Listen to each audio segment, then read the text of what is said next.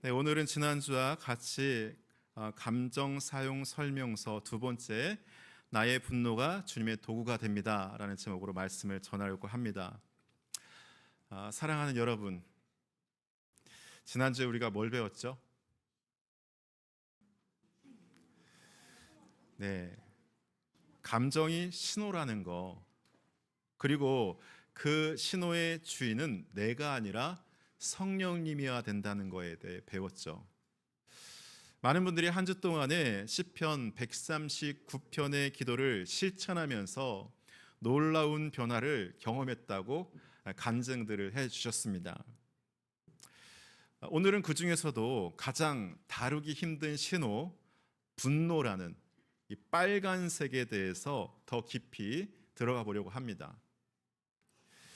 여러분, 일상에서 욱하는 순간들이 있잖아요. 그런데 어떤 분노는 훨씬 더 깊고 더 오래되고 더 파괴적입니다. 그 분노가 얼마나 무서운 결과를 낳는지 오늘 성경의 한 가정을 통해서 여러분에게 보여드리고자 합니다.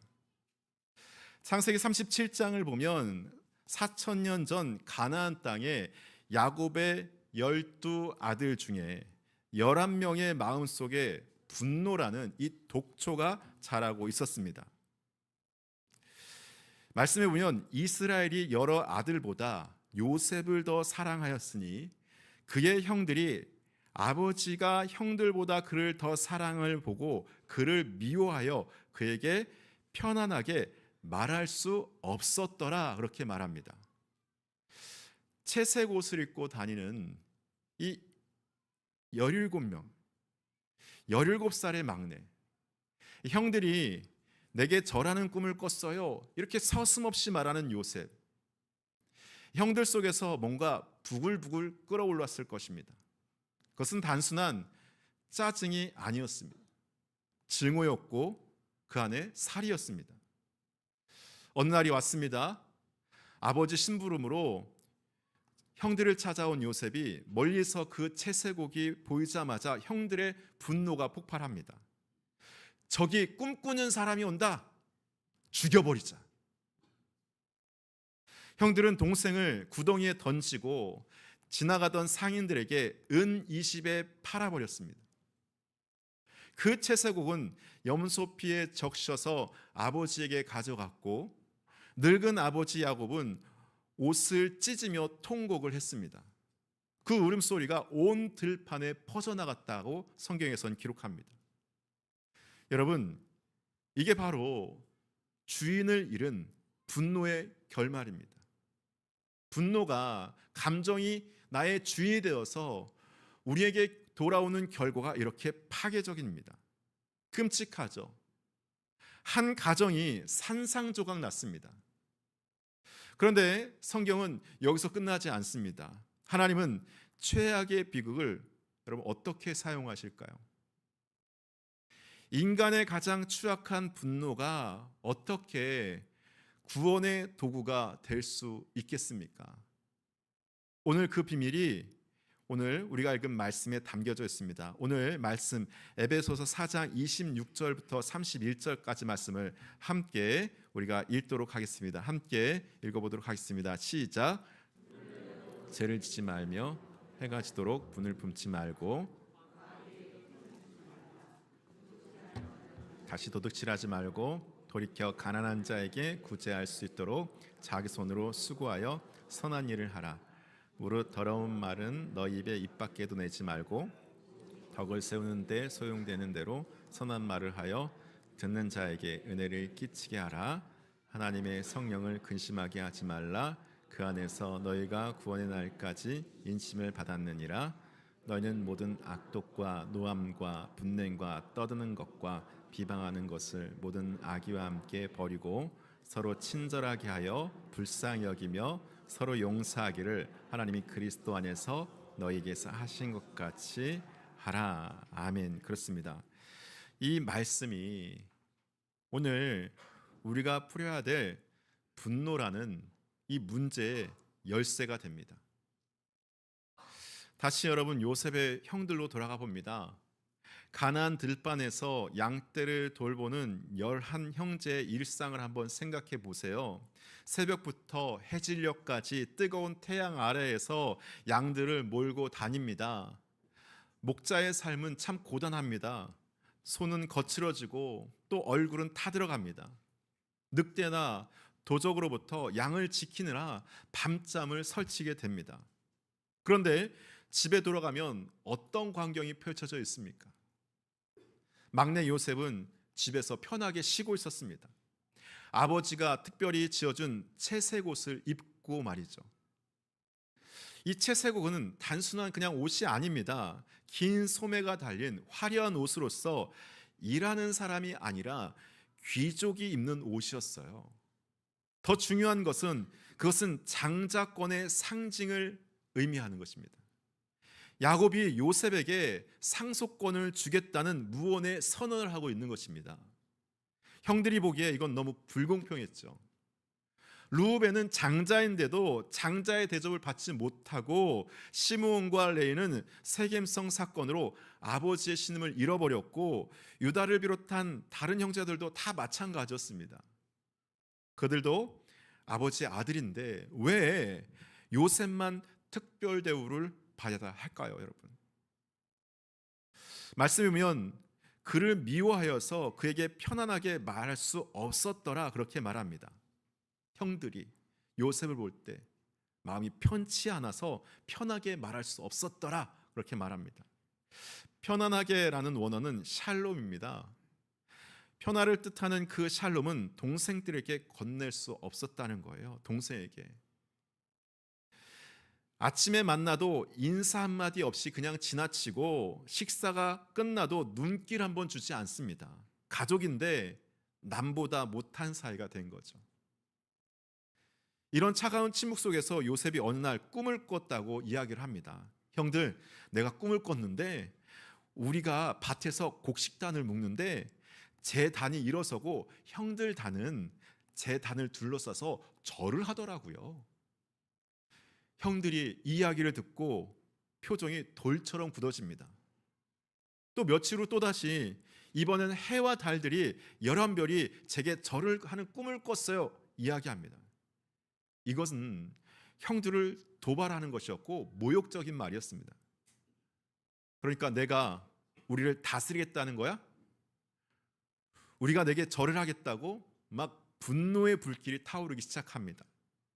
그날 세겜에서 양을 치던 형들에게 아버지가 요셉을 보냅니다. 가서 형들이 잘 있는지 보고 오너라. 멀리서 반짝이는 채색 옷이 보이자 이 형들의 쌓여있던 분노가 폭발하기 시작합니다. 저기 꿈꾸는 자가 온다. 그를 죽여서 구덩이 하나를 던지고 악한 짐승들이 그를 잡아먹게 하자. 그렇게 얘기합니다. 형들은 요셉을 잡아서 그 자랑스러운 이 채색 옷을 벗기고 깊은 구덩이에 던져버립니다. 17살 소년 요셉이 구덩이에서 울부짖습니다. 형 살려줘, 제발 살려줘. 형 왜 이러는 거야? 계속해서 애원합니다. 하지만 형들은 돌아서 앉아서 서로 빵을 먹을 뿐이었죠. 동생의 절규를 들으면서도 태연하게 식사를 하고 있었습니다. 그때 지나가던 미디안 상인들 유다가 제안을 합니다. 죽이지 말고 그냥 팔자. 그래도 동생 아니야. 은 20개 팔아버리자. 노예 한 명의 값이 은 20이었습니다. 형들은 동생의 목숨에 값을 매겨서 팔아넘긴 거죠. 자신의 가족을 팔아넘겨버린 것입니다.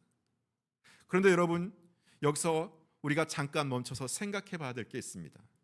형들이 왜 그토록 요셉을 미워하고 분노했을까요? 정말 요셉이 정말 죽일 정도로 가족을 팔아넘길 정도로 미웠을까요? 중요한 것은 22년 후에 형들이 뭐라고 고백하는지 여러분 아세요? 말씀해 보면 우리가 아우의 일로 범죄하였도다. 그가 우리에게 애걸하였을 때 그 마음의 괴로움을 보고도 듣지 아니하였도다. 그렇게 고백합니다. 22년 8030일의 밤낮이 지냈는데도 그날을 생생하게 기억한 것입니다. 구덩이에서 올려다보던 동생의 그 눈빛, 형 제발 살려줘 하던 그 애원하는 목소리, 그 모습 때문에 양심이 단 하루도 그 형들을 놓아주지 않고 괴롭히고 있었던 것입니다. 그 분노는 사실 슬픔의 빈형이었죠. 사랑받지 못하는 아들들의 눈물 아니었겠습니까? 아버지는 왜 나를 봐주지 않으실까? 요셉은 저렇게 사랑하고 저렇게 잘해주시는데 왜 나는 돌아봐주지 않으실까? 나도 아들인데 내가 뭐가 부족해서. 이 상처가 분노로 변했고 그 분노는 동생을 향한 증오로 왜곡된 거죠. 바로 이것이 우리 분노의 첫 번째 비밀입니다. 겉으로 드러난 분노는 종종 내면의 깊은 상처나 두려움을 감추기 위한 가면입니다. 성령님이 우리 마음을 비춰주시면 우리의 분노도 종종 다른 감정의 가면이라는 것을 발견하게 됩니다. 형들의 분노라는 가면 뒤에는 뭐가 있었습니까? 아버지께 사랑받지 못한다는 상처, 그리고 내 자리를 빼앗길지도 모른다는 두려움이 숨어져 있었던 것입니다. 혹시 지금 여러분도 다른 감정의 목소리는 아닌지 한번 생각해 봐야 됩니다. 직장에서 동료가 승진할 때, 왜 나는 승진이 안 되지? 이것도 인정받지 못하는 상처입니다. 교회에서 다른 사람이 칭찬을 받는데, 아니, 나도 똑같이 열심히 하는데, 내가 더 열심히 하는데, 왜 나는 칭찬받지 못하지? 이것도 외로움에 대한 상처입니다. 가정에서 형제가 더 사랑받는 것 같을 때, 역시 나는 이것도 두려움이죠. 나는 우리 가족 안에서 사랑받고 인정받고 존중받지 못하는 그런 존재구나. 배우자가 내 말을 무시할 때의 분노, 존중받지 못한다는 상처와 아픔의 그 모습인 것입니다. 그래서 바울이 오늘 에베소서에 뭐라고 합니까? 분을 내어도 죄를 짓지 말며라고 합니다. 여러분, 분을 내어도라고 했어요. 분노 자체는 죄가 아니라는 것입니다. 문제는 그 분노를 어떻게 다루냐는 것입니다. 하지만 모든 분노가 다 그런 건 아니에요. 예수님도 분노하셨잖아요. 성전에서 내 집은 기도하는 집인데 너희가 강도의 소굴로 만들었다, 그렇게 하시면서 그냥 상을 뒤집어 엎어버리시잖아요. 그런데 예수님의 분노는 뭐가 달랐을까요? 예수님의 분노는 자기 상처 때문이 아니었습니다. 하나님의 영광이 가려지는 것, 가난한 자들이 착취당하는 것에 대한 거룩한 분노였습니다. 예수님의 분노는 100% 순수한 하나님과 이웃을 향한 사랑에서 나온 분노였습니다. 그런데 여러분, 우리의 분노는 어떻습니까? 솔직히 우리는 이기적인 분노와 거룩한 분노가 뒤섞인 회색지대에 있습니다. 겉으로는 불의에 대항하는 그런 화를 내는 것 같지만 그 안에는 내 상처와 자존심이 교묘하게 숨어들어져 있습니다. 말로는 정의와 바른 것을 말하지만 그 안에는 왜곡되어 있는 상처와 자존심이 교묘하게 섞여 있는 회색지대와 같은 그런 모습으로 보여지고 있는 거죠. 그래서 우리에게 정확한 진단이 필요한 것입니다. 내 마음을 나보다도 더 잘 아시는 성령님께 진단을 의뢰해야 하는 것이죠. 우리가 지난주에 배운 시편 139편의 기도 기억나시죠? 기억나십니까? 다 까먹으셨나요? 하나님이여, 제가 왜 이렇게 화가 날까요? 이 분노의 뿌리가 정말 주님의 마음입니까? 아니면 제 상처입니까? 그 진짜 이유를 알게 해주세요. 이렇게 멈춰서서 내 분노의 진짜 이유가 뭔지 성령님께 정직하게 진단받는 것, 이것이 파괴로 가는 가인의 길을 멈추고 회복의 길로 가는 요셉의 길로 가는 첫 걸음인 것입니다. 여러분, 다시 말씀으로 돌아가서 이제 요셉이 팔려가서 시간이 흘려서 22년 후가 지났습니다. 애굽의 거대한 궁전에서 총리의 집무실에 지금 요셉이 앉아 있습니다. 한때 구덩이에 던져졌던 그 소년이 이제는 애굽에서 2인자가 된 것입니다. 어떻게 이런 일이 가능했을까요? 노예로 팔려간 요셉은 보디발의 집에서 성실하게 일했고 억울한 누명으로 감옥에 갇혔지만 거기서도 최선을 다했습니다.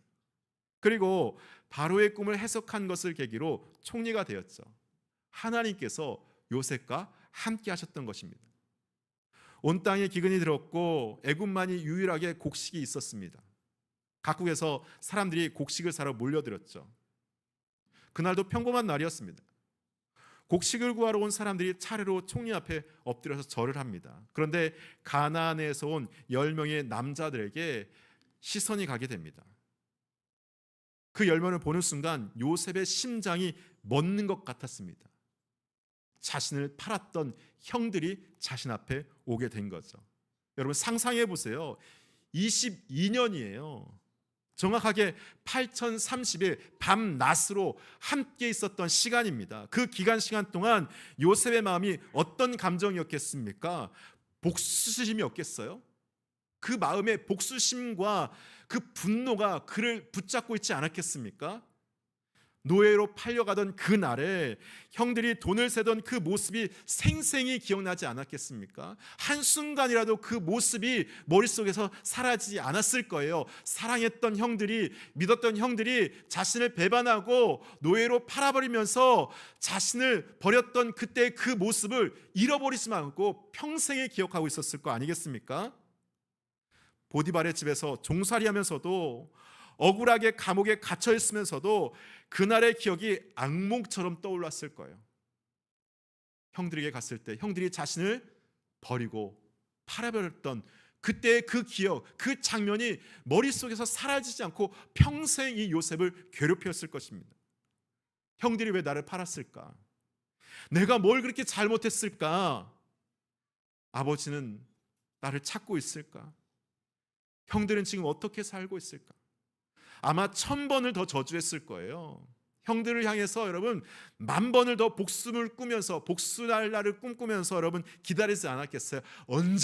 내가 언젠가는 복수하리라. 막 그런 마음 있지 않았겠습니까? 그런데 지금 그 언젠가가 현실이 된 겁니다. 형들이 지금 총리 앞에 엎드려 있어요. 절하고 있습니다. 요셉이 꿈꾼 또 꿈에서 본 그대로 형들의 곡식단이 자기 곡식단에게 절하는 모습 그대로 지금 이루어진 것입니다.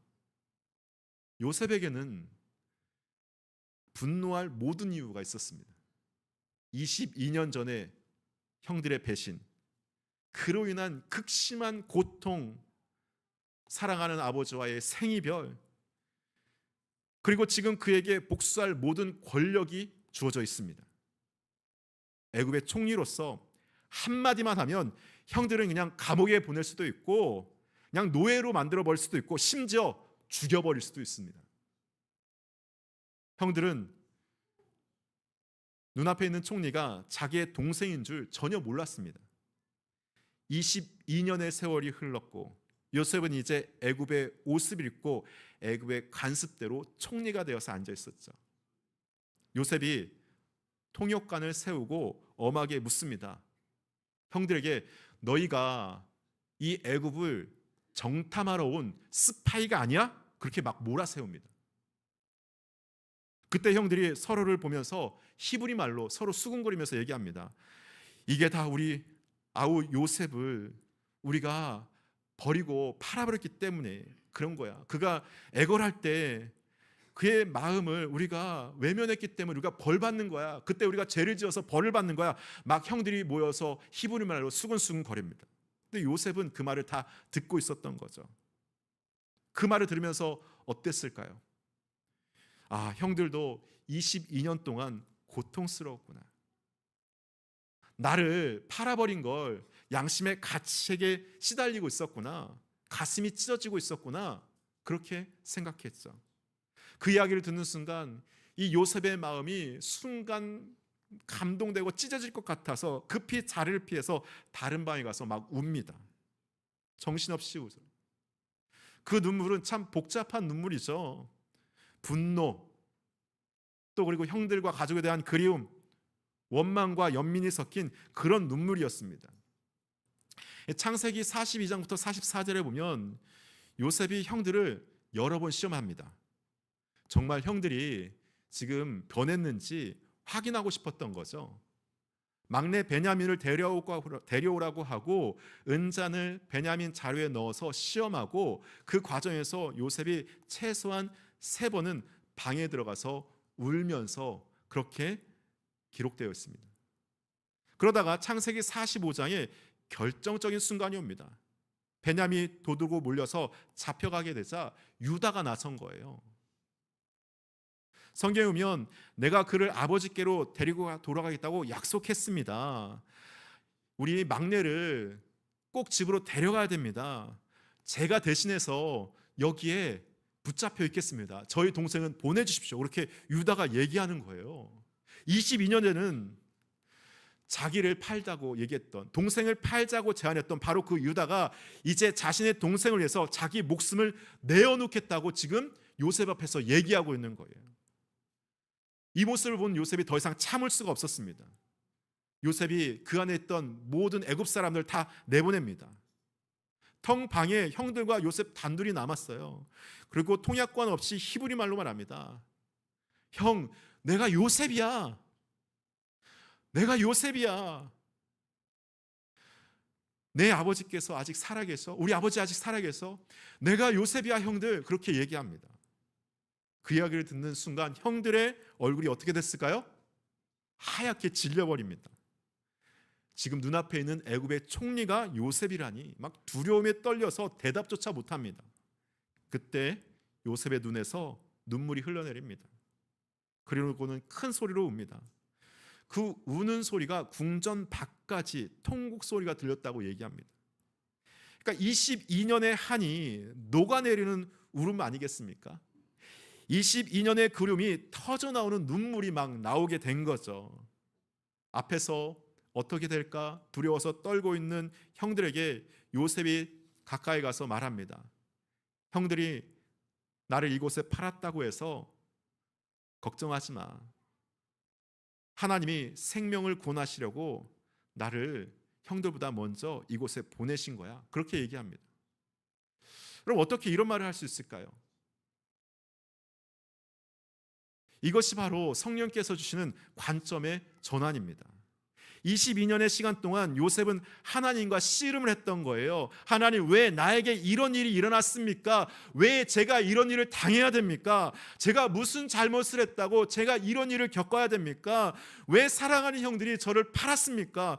왜 저를 이렇게 하나님 고통스러워 하십니까? 저를 사랑한다고 하셨지 않습니까? 저에게 꿈을 주시지 않으셨습니까? 하나님, 그런데 왜 저를 이렇게 힘들게 하십니까? 하나님과 씨름했죠.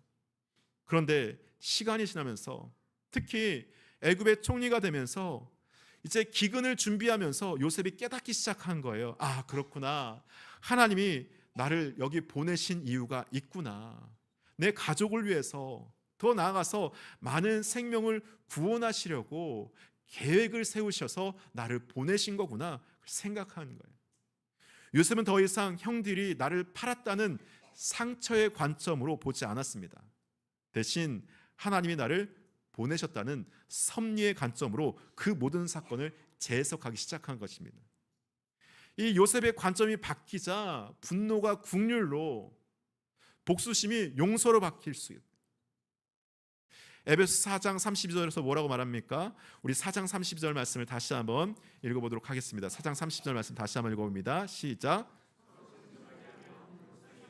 서로 용서하기를 하나님이 그리스도 안에서 너희를 용서하신과 같이 하라 그랬습니다. 그렇습니다. 여러분, 말씀이 이루어진 건 아니겠습니까?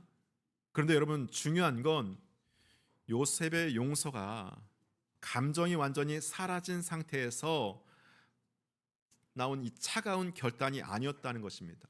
모든 감정이 다 해소된 상태에서 결정된 이 결단이 아니에요. 여전히 요셉의 마음은 아팠습니다. 여전히 억울했어요.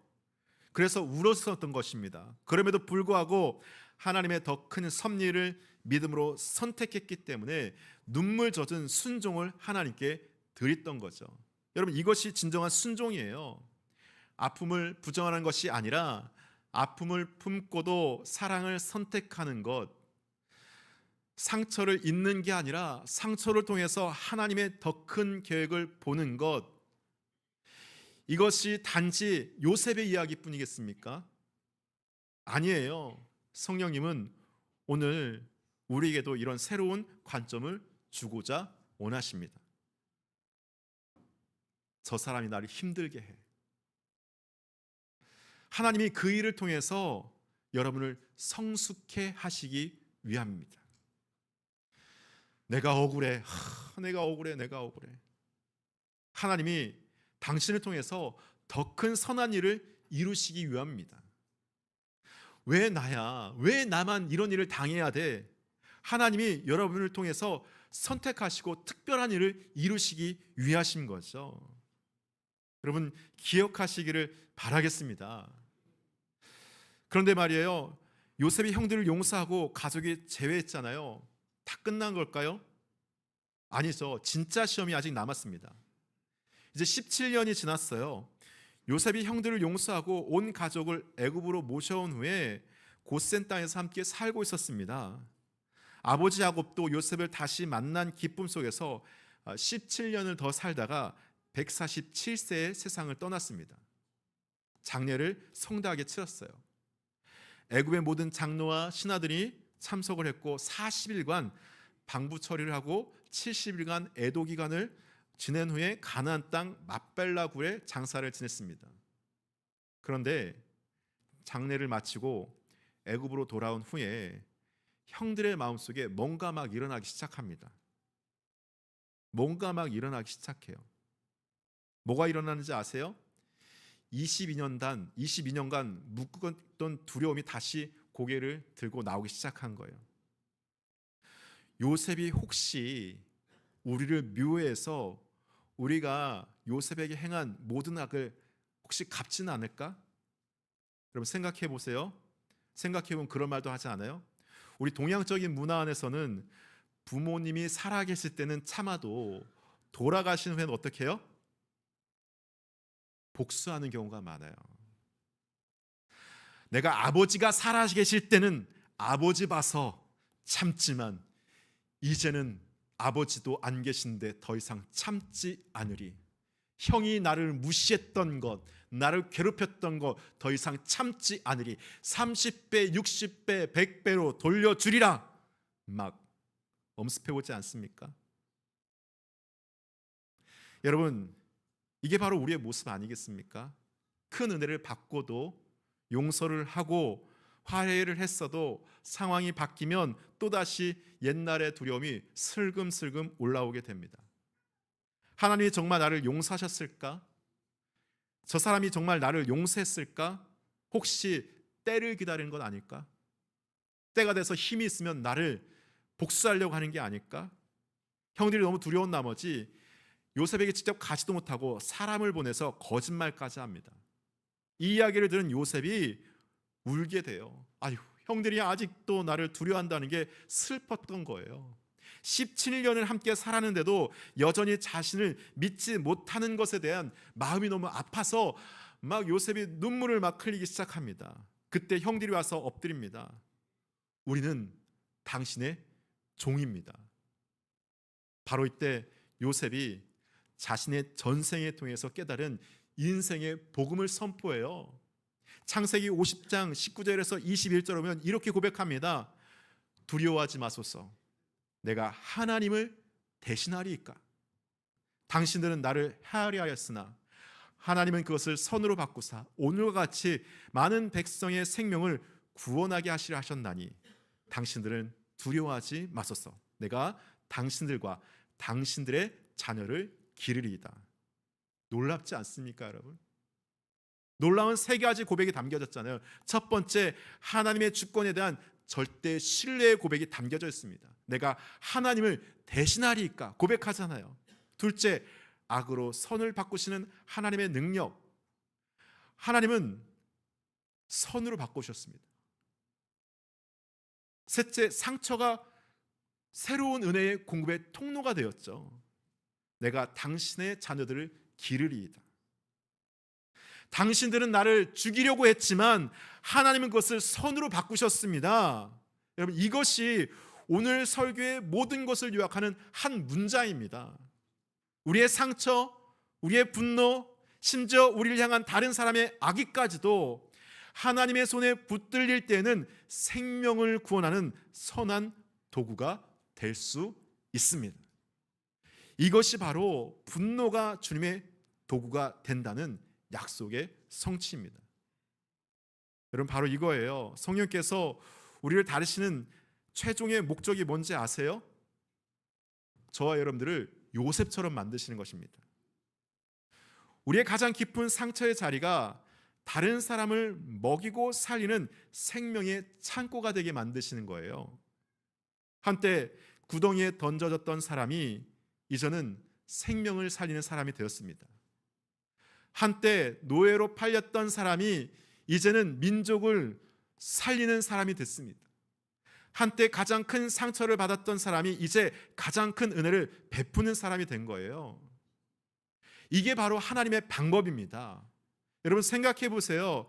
여러분이 겪고 있는 그 억울함, 그 아픔이 이제는 다른 사람 한 사람을 위로하는 가장 강력한 도구가 되는 것입니다. 여러분의 눈물이 다른 사람의 눈물을 닦아주는 생명수가 될 수 있다는 거예요. 여러분의 상처도 요셉처럼 그렇게 쓰임받을 수 있다는 것입니다. 부부의 갈등으로 아파봤다면 위기의 부부들을 도울 수가 있습니다. 자녀의 문제로 눈물을 흘렸다면 같은 아픔의 부모를 위로할 수가 있습니다.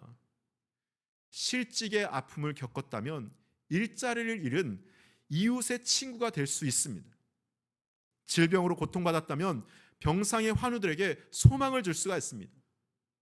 배신의 아픔을 겪었다면 상처받은 영혼들의 치유자가 될 수 있습니다.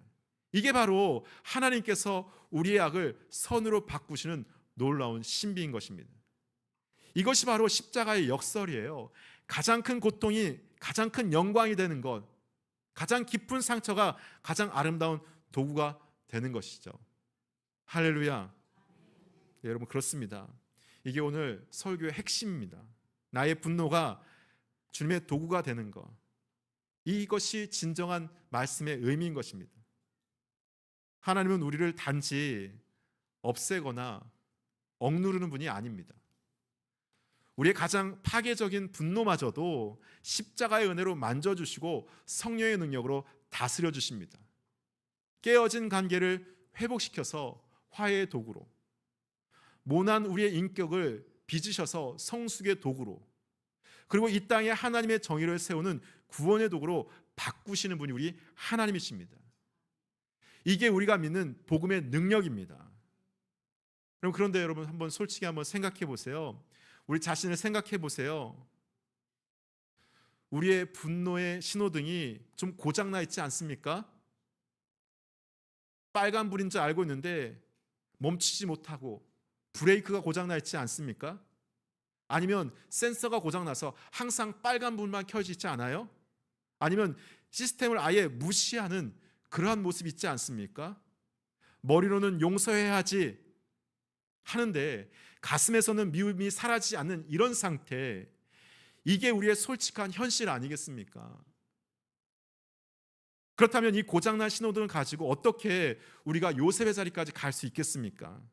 오늘 말씀은 두 갈래를 우리에게 보여줍니다. 가인의 길과 요셉의 길이에요. 가인의 길은 뭐예요? 내 상처와 자존심을 꽉 붙들고 진단받지 못한 분노와 독을 품고 사는 길이에요. 그 끝은 파괴와 후회뿐입니다.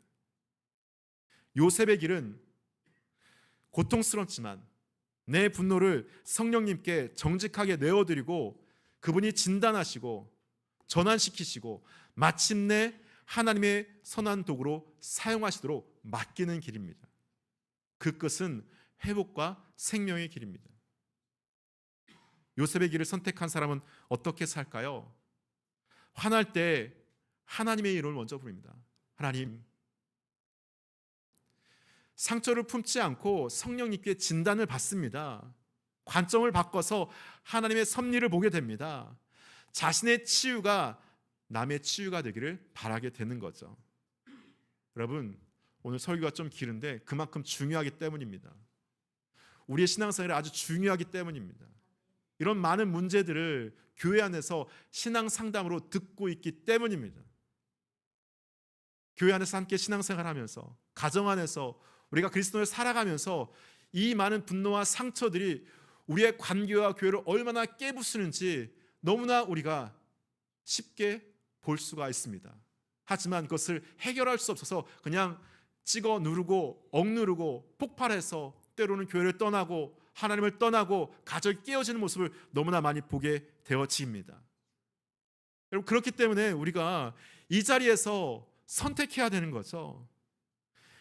여러분을 괴롭히는 그 분노를 가지고 계속 가인의 길로 가겠습니까? 아니면 오늘 믿음으로 요셉의 길에 첫 발을 내딛으시겠습니까? 거창한 게 아니에요. 이번 한 주 분노의 신호등이 켜졌을 때 예전처럼 확 하는 대신 이걸 확 한번 들이받아 열받아 한번 들이받아 그러는 것이 아니라 잠깐 멈추고 어떻게 해야 됩니까? 하나님, 주님 하고 성령님을 부르고 초청하고 물어보는 거예요. 그리고 이렇게 기도하는 거죠. 주님, 이 분노 속에 제 상처가 뭔가요? 제가 이렇게 분노하는 이유가 뭔가요? 제 안에 어떤 상처가 있습니까? 주님, 이것을 어떻게 제가 다루시길 원하십니까? 이 아픔을 통해서 누군가 위로하는 도구로 제가 사용되게 해주세요. 그렇게 기도하는 것입니다. 이 작은 순종이 요셉의 길을 선택하는 것입니다. 이번 한 주 여러분 모두가 이 거룩한 자리에서 승리하기를 축복합니다. 그래서 여러분의 가장 큰 아픔이었던 그 분노가 오히려 여러분의 인생의 가장 위대한 간증이 되고 누군가를 살리는 생명의 도구가 되는 기적을 경험하는 여러분들을 축복합니다. 기도하겠습니다. 주님, 우리 안에 있는 분노를 가져가 주시옵소서. 이 상처가 누군가를 살리는 통로가 되게 하여 주시옵소서. 요셉에게 하셨듯이 우리에게도 하늘의 관점을 주시고 악을 선으로 바꾸시는 주님의 능력을 경험하게 하여 주시옵소서. 지난 한 주 동안 켜졌던 제 마음의 빨간 불들을 기억합니다. 그때마다 제가 얼마나 연약했는지, 얼마나 쉽게 분노에 휩싸였는지 고백합니다. 그러나 주님, 오늘 말씀으로 소망을 봅니다.